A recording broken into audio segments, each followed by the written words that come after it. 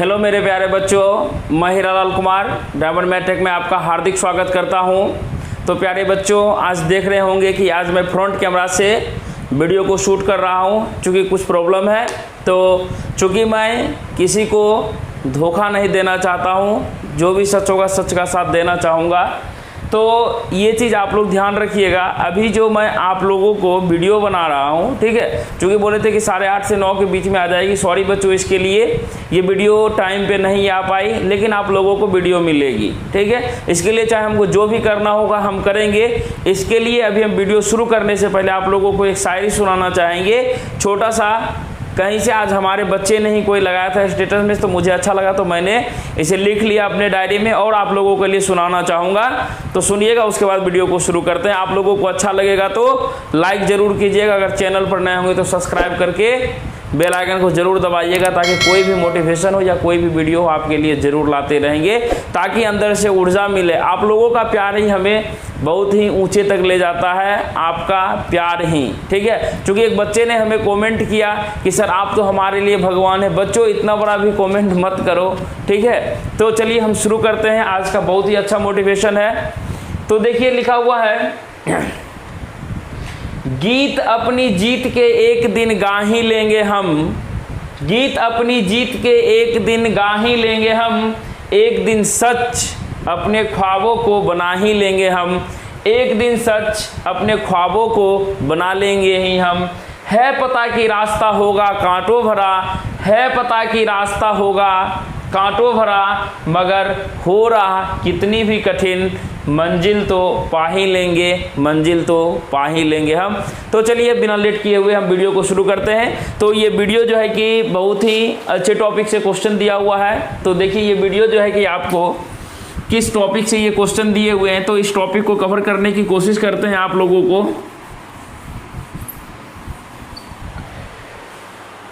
तो चलिए इस क्वेश्चन को देखिए, अच्छे से समझिएगा। आज जो है कि आपके लिए 3-4 क्वेश्चन ही होंगे, लेकिन बहुत ही शानदार क्वेश्चन होंगे।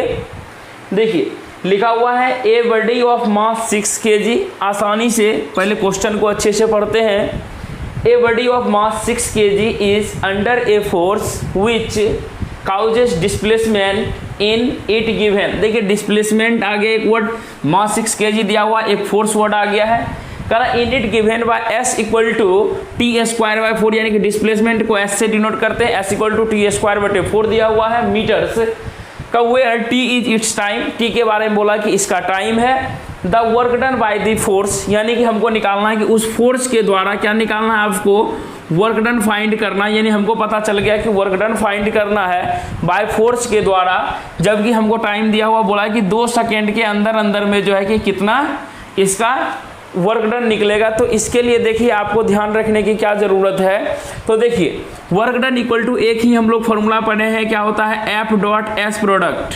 F.S, F is force and F is force and S is displacement, ठीक है। लेकिन इस कंडीशन में जब हमको डिस्प्लेसमेंट का दिया हुआ रहेगा वैल्यू, ठीक है, और जब हमको टाइम दिया हुआ, तो इसके केस में हमको क्या करना है, इसके लिए आपको एक फॉर्मूला यूज करना है, W equal to integral of F.S। क्या यूज करना है, इंटीग्रल ऑफ F.S। अब देखिए, W इक्वल टू क्या होता है, फॉर्मूला जान गए तो आंसर निकल जाएगा। F इक्वल टू क्या होता है, mass into acceleration into S, ठीक है, यही चीज दिया हुआ है।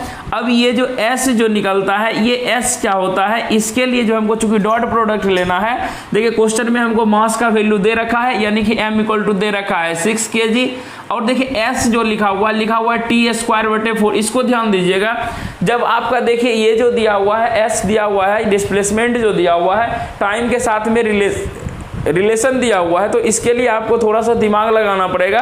क्या दिमाग लगाना पड़ेगा, तो ये फॉर्म जो है कि यहाँ पर चेंज हो जाता है। क्या फॉर्मूला चेंज होता है, वर्क डन इक्वल टू सिर्फ जो है कि यहाँ पे S के जगह पे आपको कर दीजिएगा DS। क्या कीजिएगा, DS, ठीक है। डिफरेंशियल ऑफ क्या होता है, ये हो जाएगा डिफरेंशियल ऑफ डिस्प्लेसमेंट होता है, मास इंटू यहाँ से F.S इस तरीके से लिखेगा, चूंकि डॉट प्रोडक्ट का वेक्टर है, ठीक है। इसके लिए S के जगह पे हम लोग चाहें तो DS भी लिख सकते हैं, डिफरेंशियल ऑफ ये चीज, ठीक है। तो सबसे पहले देखिए, मास हमको पता है, मास का वैल्यू दिया हुआ 6 kg, तो 6 लिख दिए।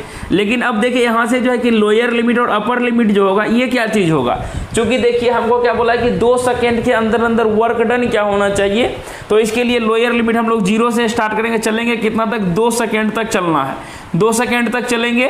ठीक है, तो 2 लिख दिए, अपर लिमिट 2 लेना है। ठीक है, अपर लिमिट आपको 2 लेना, चूंकि 2 सेकेंड बोला इसलिए समय जो बोलेगा वो लीजिएगा 2 सेकेंड। मास दिया हो 6। अब एक्सीलरेशन कैसे निकलेगा, इसके लिए देखिए कुछ यहाँ से रूल बता रहे हैं। ठीक है, सबसे पहले यहाँ से आपको निकालना है वेलो, देखिए 3 चीज जरूरत पड़ेगा। एक्सीलरेशन इक्वल टू होता है वेलोसिटी अपॉन, यानी कि यहाँ से अगर हम लोग क्या करेंगे, वेलोसिटी को अगर टाइम के रिस्पेक्ट में डिफरेंशिएट कर देते हैं तो क्या आ जाता है मेरा, यहाँ से आ जाएगा एक्सीलरेशन आ जाएगा। ठीक है, एक्सीलरेशन आ जाएगा। तो यहाँ से अब हमको तो वेलोसिटी कहोगे कि सर वेलोसिटी भी नहीं दिया हुआ है, तो वेलोसिटी इक्वल टू क्या करते हैं, v इक्वल टू जो होता है, v इक्वल टू होता है ds अपॉन dt होता है। क्या होता है, v इक्वल टू डी, यहाँ से होता है v equal to ds upon क्या होता है, dt होता है। ठीक है, तो अब कहोगे कि सर ds बटे dt कैसे निकालेंगे, तो यहाँ देखो कैसे होगा, s के जगह पर लिखा हुआ t² बटे 4 अपॉन t।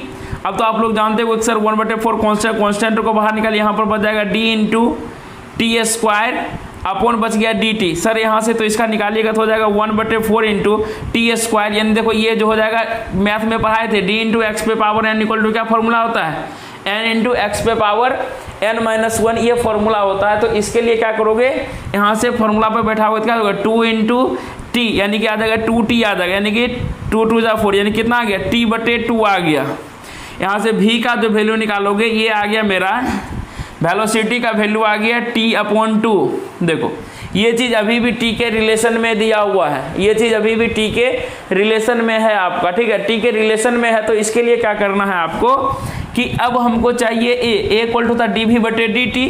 तो फिर से यहाँ से निकाल लीजिए कि a इक्वल टू क्या होगा, dv, v का वैल्यू कितना आया है t/2, तो क्या लिखेगा d t/2 बटे dt, 1/2 कॉन्स्टेंट टर्म को बाहर कीजिएगा तो क्या बचेगा dt बटे dt, यानी कि एक्सीलरेशन का वैल्यू कितना आ गया, हाफ मीटर पर सेकेंड स्क्वायर। क्या हो जाएगा, हाफ मीटर पर सेकेंड स्क्वायर हो जाएगा, ये हो जाएगा a। ठीक है, a का वैल्यू आ गया, तो a का वैल्यू को यहाँ पे पुट कर दीजिए, हाफ आया इनटू, अब हमको चाहिए क्या, ds चाहिए, ds, यानी कि ds का वैल्यू कैसे निकालिएगा, तो यहीं से देखिए आपको क्या आ जाएगा, ds equal to v into dt। क्या हो जाएगा, यहाँ से इस रिलेशन से आ जाएगा, यहाँ पे आपको यहाँ से ds का वैल्यू चूंकि पुट करना है, तो ds इक्वल टू आप क्या लिख सकते हैं, देखिए यहाँ से इसको फॉर्मूला को मिटा रहे हैं। ठीक है, तो यहाँ से निकालिए, तो ds इक्वल टू क्या हो जाएगा, v इंटू dt हो जाएगा। ठीक है, v का वैल्यू कितना आ गया, v का वैल्यू आ गया t/2 इंटू क्या लिख सकते हैं, dt, यानी कि ds के जगह पे क्या लिखिएगा, t/2 इंटू dt लिखिएगा। चलिए यहाँ लिखते हैं, क्या हो जाएगा, t/2 इंटू dt। चूंकि देखिए अगर इंटीग्रेशन है तो अगर जब तक यहाँ से मेरा कोई भी टर्म वैसा नहीं आएगा तब तक हम लोग डिफ्रेंशिएट कैसे करेंगे, नहीं कर पाएंगे। तो इसके लिए अब देखिए आगे क्या करना, चूंकि जगह नहीं है तो इसको मिटा रहे हैं। ठीक है, इसको मिटा लेते हैं, तो उसके बाद आगे कर रहे हैं। देखिए इसको मिटा दिए, अब क्या करना है आपको, जब ये चीज़ निकाल लिए हैं तो अब क्या करना, सोल्यूशन कीजिए। देखिए 2 3 जा 6, यहाँ से इसको 3 को बाहर कर सकते हैं, 3 को जो ही बाहर करेंगे, देखिए 3 इसका बटा 2 को बाहर किया, कॉन्स्टेंट अब यहाँ बचेगा 0 से लिमिट जाएगा 2 तक, यहाँ हो जाएगा t इंटू dt। अब कहोगे सर इसका भी फॉर्मूला क्या पढ़ाए थे, इसका फॉर्मूला देखो क्या पढ़ाए थे, t²/2, यानी कि यहाँ से it is the reverse process of differentiation. Differentiation में देखना क्या करते हैं, पावर को एक घटा कर लिखते हैं, लेकिन इसमें पावर को एक जोड़ के लिखना पड़ेगा। तो देखिए यहाँ से क्या होगा, 2 2 जा 4, यहाँ से 3/4 बाहर निकल जाएगा इनटू। अब क्या करते हैं, इसमें से अपर लिमिट, चूंकि ये कांस्टेंट टर्म था इसलिए इसको बाहर कर लिया, क्या होगा 3/4। अब देखो t का स्क्वायर, यहाँ से 2 पुट करोगे तो t यहाँ 2 का स्क्वायर कितना हो जाएगा, 4 हो जाएगा। तो कहोगे कि सर 4 हो गया। अब lower limit minus lower limit यानी 0 को घटाओगे 0 ही होगा। देखो यहाँ से 4 से 4 कट गया, तो फाइनली आंसर कितना आ गया, 3 जूल। देखो 3 जूल कोई भी ऑप्शन में दिया हुआ, क्या ऑप्शन नंबर डी में 3 जूल दिया हुआ, तो आपका कौन सा आंसर हो जाएगा, ऑप्शन नंबर डी हो जाएगा, जो कि सही दिया हुआ है। ठीक है, तो चलते हैं हम लोग नेक्स्ट क्वेश्चन की ओर। तो नेक्स्ट क्वेश्चन देखिए कि नेक्स्ट क्वेश्चन क्या दिया हुआ है। तो नेक्स्ट क्वेश्चन में हम क्या करेंगे, आपके लिए सिर्फ थोड़ा सा चेंज करेंगे। यहाँ से देखिए मास का जो वैल्यू चेंज करेंगे और एस का वैल्यू चेंज करेंगे और कुछ नहीं चेंज करेंगे। ठीक है, और ऑप्शन आपका चेंज करेंगे बस। चलिए यहाँ से डी ऑप्शन। अब देखिए नेक्स्ट क्वेश्चन जो क्या दिया हुआ है, नेक्स्ट क्वेश्चन को आप लोग अच्छे से पढ़िएगा। देखिए सिर्फ लिख दिया है मास, यहाँ से दिया हुआ है 3 kg और एस का वैल्यू दिया हुआ है t² अपॉन 3। ई आपके एग्जाम में पूछा गया है t²/3, ठीक है, ये चीज आपके एग्जाम में पूछा गया है। इसका ऑप्शन लिख सकते हैं, ए ऑप्शन दिया हुआ है 2 जूल, बी ऑप्शन में दिया हुआ 3.8 जूल, ऑप्शन सी में दिया हुआ 5.2 जूल और 6D में दिया हुआ 2.66 जूल, ठीक है। तो अब देखिए इस क्वेश्चन को हम बनाते हैं, बिल्कुल ज़्यादा आप कुछ नहीं करेंगे, तुरंत एक लाइन में आंसर निकाल के आप लोगों को बता देंगे, ठीक है। तो कैसे निकलेगा इसको देखिए, सीख लीजिए। चलिए इसको मिटा देते हैं इधर से।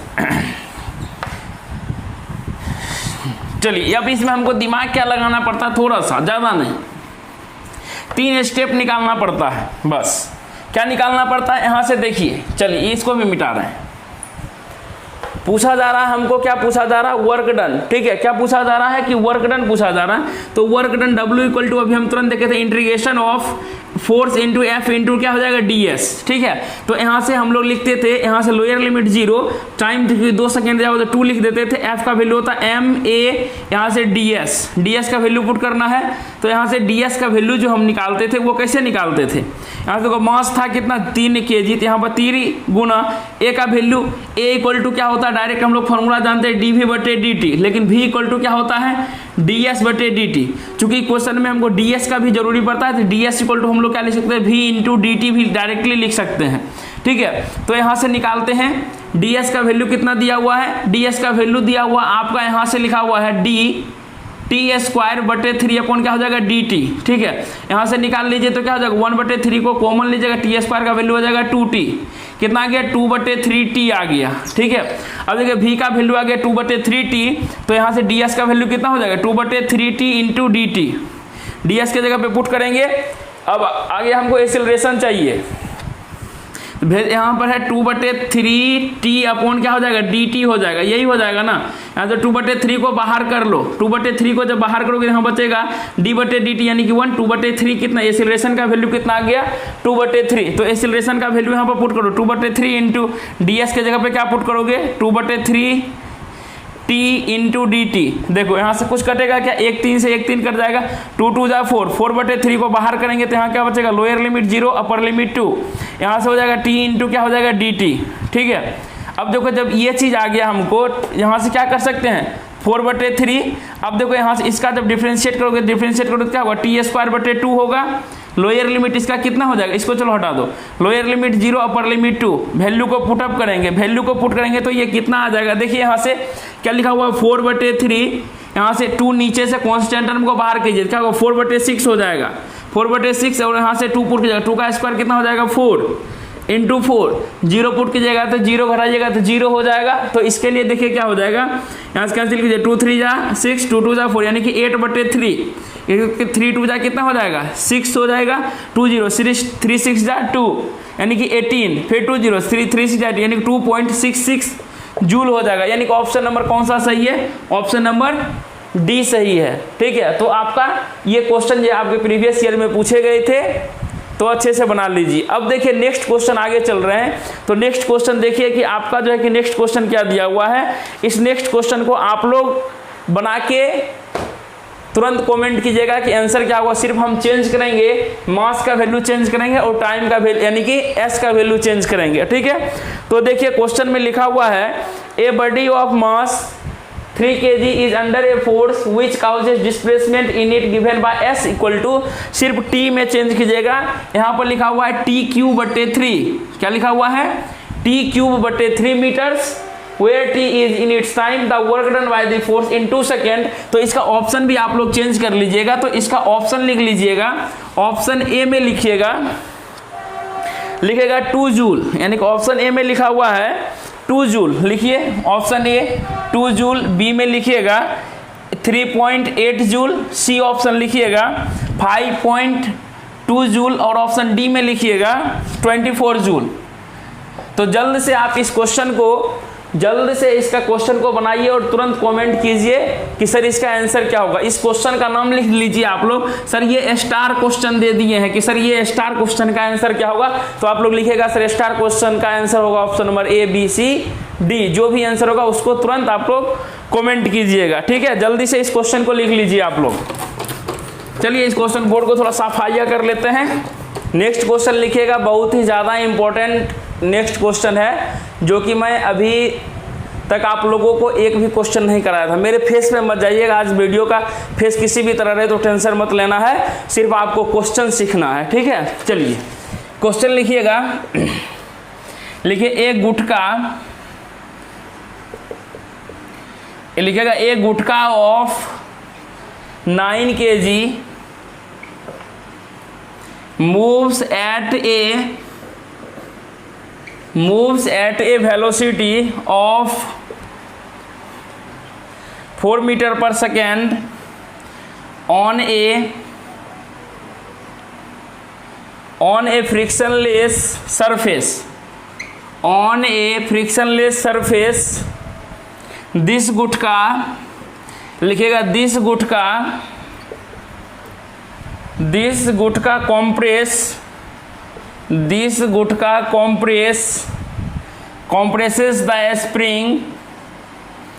compresses the spring and comes to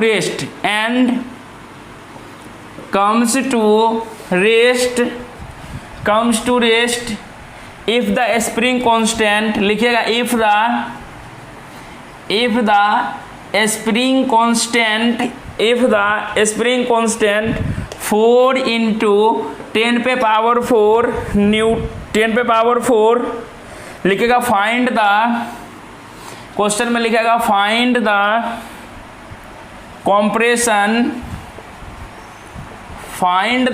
compression in spring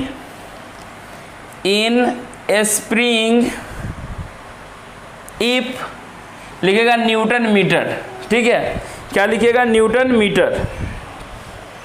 अब देखिए इसका सॉल्यूशन जो करते हैं, सॉल्यूशन समझिएगा अच्छे से, ठीक है। सॉल्यूशन अच्छे से क्या समझिएगा, देखिए बता रहे हैं आप लोगों को।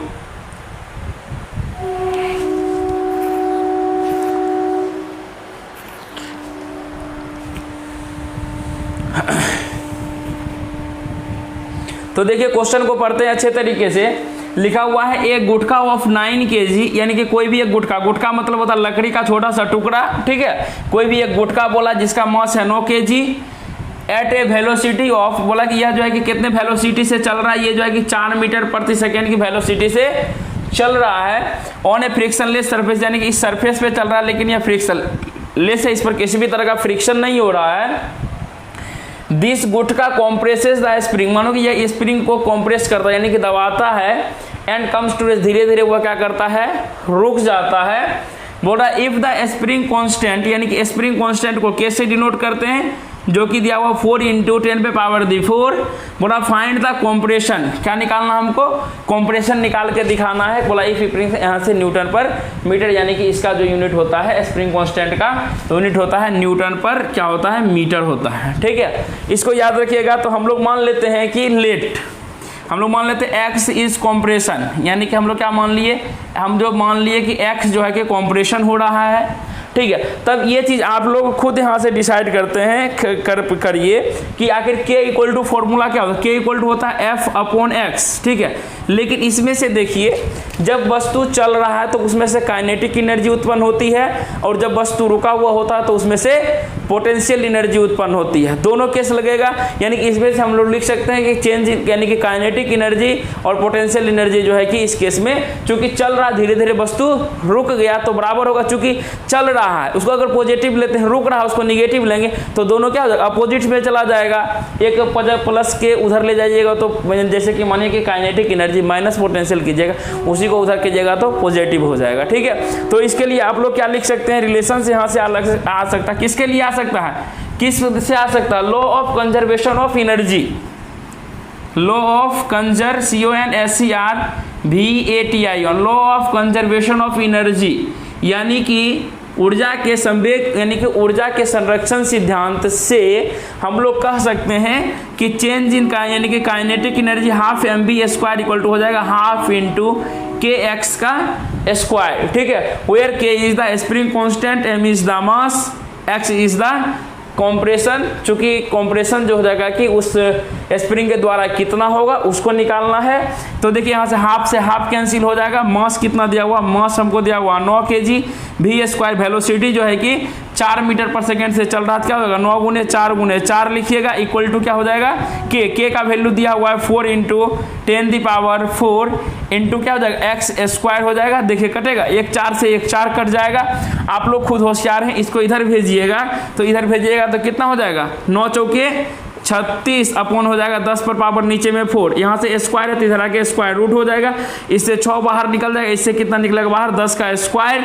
अब देखिए 10 का स्क्वायर कितना होता है 100, तो यहाँ से x इक्वल टू कितना होगा 0.06 हम लोग लिख सकते हैं क्या 0.06 मीटर। ठीक है, ये भी हो सकता है, नहीं तो अगर इसको cm में लिखेगा तो यहाँ से cm कितना आ जाएगा 6 cm आ जाएगा। तो यही आपका आंसर होगा, यानी कि उस आंसर का जो जगह वह जो स्प्रिंग जो मेरा कंप्रेशन करेगा वह 6 cm के बराबर करेगा। ठीक है, तो आपका आंसर यही सही है। या देखिए ऑप्शन में कभी कभी ये लिखा हुआ आपको मिलेगा 6 इंटू 10⁻⁻2 मीटर। ठीक है, चूंकि देखिए इसी को पावर 2 को अगर हम लोग जानते हैं कि माइनस को ऊपर चढ़ाते हैं तो वो क्या हो जाता है निगेटिव में जाता है, तो 6 इंटू 10⁻⁻2 मीटर, यानी इस 3 टाइप का आपका आंसर मिल सकता है एग्जाम में। तो आप आसानी से इस क्वेश्चन को बना के टिक कर सकते हैं। ठीक है, तो छोड़िए आज के क्लास को यहीं ख़त्म करते हैं, कल मिलते हैं अच्छे से नेक्स्ट वीडियो के साथ। तब तक के लिए आप लोग खुश रहिए, मस्त रहिए, पढ़ते रहिए। जय हिंद, जय भारत।